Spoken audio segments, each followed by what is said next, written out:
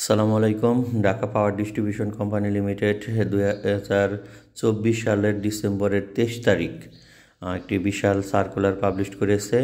Switch board attendant বা SBA বলা হয়। 20টি শূন্যপদ, পদসংখ্যা হ্রাস বৃদ্ধি হতে পারে। শিক্ষাগত যোগ্যতা এইচএসসি বা সমতুল্য বিজ্ঞান অথবা কম্পিউটার পরিচালনায় যোগ্যতা থাকতে হবে। পাওয়ার technology, electrical technology, mechanical technology বিষয়ে সরকারি কোনো শিক্ষা প্রতিষ্ঠান থেকে পাস বা উত্তীর্ণ প্রার্থীদেরকে অগ্রাধিকার দেওয়া হবে।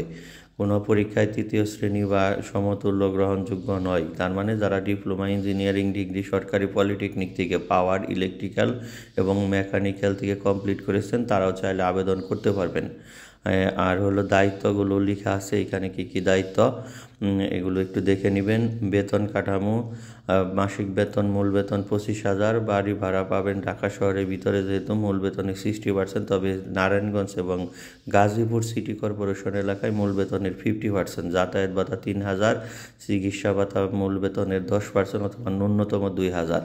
আর অন্যান্য সুবিধা আছে, এগুলো আমরা পর্যায়ক্রমে আপনাদের সামনে নিয়ে আসব। আবেদনের বয়স সর্বোচ্চ 32 বছর এবং আবেদনের শেষ তারিখ 15/1/2025 তারিখ পর্যন্ত। ঠিক আছে, এইখানে আপনারা ভালো মতো দেখে, আর আবেদনের জন্য 1,000 টাকা জমা দিতে হবে।